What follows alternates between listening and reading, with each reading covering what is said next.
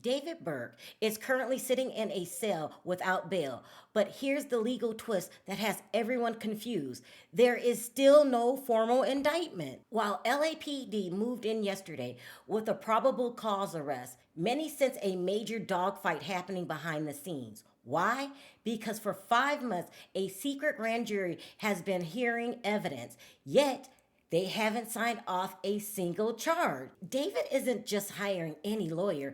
He's hired the woman Kanye, Lindsay Lohan, Mel Gibson called when their lives were on the line. Blair Burke is known for winning the unwinnable, and her first move? Challenging the very cause of death itself. So today, let's break down why the next 48 hours will change everything. So everyone was excited yesterday when it was announced that he had been arrested because we were all thinking, yeah, it's about time. Yay, they got him, they got him. And then we start hearing the details and we thought, no, they don't. In a normal case, when someone unalives someone or just breaks the law, let me put it that way, usually the police come in, they launch an investigation. When they feel like they have enough evidence, then they get an autopsy report which supports the cause of death. Then the cause of death will support their evidence. Then they pass it along to the DA. And they never look at it again, right?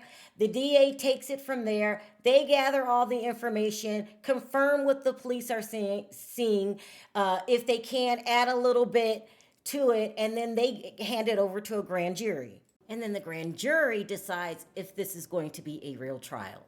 But yesterday, they arrest him and then announce to the public that they're going to take this information that they have to the DA. Didn't you already do that? Isn't this an open case with a grand jury already? If there was any new information discovered by the police, you're supposed to hand that back over to the DA, and then she's supposed to hand that over to the grand jury. And instead of announcing an arrest, they would have been announcing an indictment. So that makes yesterday's, I'm going to call it performance, all for show. Who would make such a stupid power play move? This is a move that only a high-powered attorney, who they call the fixer in Hollywood, and her name is Blair Blake. Now, let's just stop right there. Blair Blake? Doesn't that sound Hollywood? Now, if the name Blair Blake isn't oppressive enough, let me go ahead and read you her client list.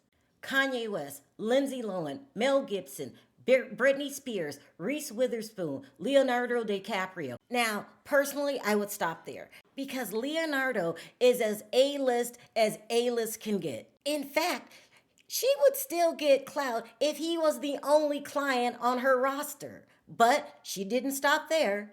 There's Halle Berry, Harvey Weinstein, not Harvey Weinstein, Gerard Butler, Ryan Seacrest, Queen Latifah, Kiefer Sutherland, Ozzy Osbourne, Caitlyn Jenner, Sylvester Stallone, CeeLo Green. No need to go on. You get the point. While Hollywood calls her the fixer, her colleagues call her the Harvard-educated legal sniper. This is how much she is feared by other attorneys, except for one, the current DA on this case. And her name is Beth Silverman. And her most notable case is a case called the Grim Reaper trial. The Grim Reaper was a serial unaliver that unalived 9 women and one 15-year-old girl and one attempted unaliving in South Central Los Angeles. But what makes this case so spectacular, his crime started in 1985. She wasn't even born then. So she was praised for taking a 30-year cold case file and getting a conviction. And that takes patience, poise, determination. And this is why this case has been in front of a grand jury for 5 months. Beth plays the slow, long game. She wants to make sure she gets it right than being wrong. And she doesn't care how long it takes. But according to the rumor, the fixer wasn't having it. They said they fought tooth and nail about the autopsy report, to the point that the autopsy report was only revealed publicly this morning, and they did label it a homicide. They said she complained and complained to the DA. What's taking so long? My client's life is on hold. This shouldn't take this long. Well, in all honesty, you can't blame her. This is what she's paid to do. And if David is innocent, which I personally don't feel, but my opinions don't matter. If he is innocent, is this fair to tie him up for this long? So they're saying somehow she pulled a power play move. Somehow she got the police to arrest him yesterday. Someone would say, so what? Everything still has to go through Beth, so I don't know why she did that. Well, she's playing with the public. She knows that the public has major sympathy for Celeste. It also puts the case back in the public eye because it had been a long time, out of sight, out of mind. Like we're always going to want a conviction, but it's not with that urgency as we had before because of time. So this is definitely a risky move by Blair. It could possibly look like she's in cahoots with the police, like called in some favors because they are supposed to call her first since this is open with the grand jury. So Beth Silverman could really get upset with how it was presented and then inform the grand jury that she's upset. And they could look at this as a power move.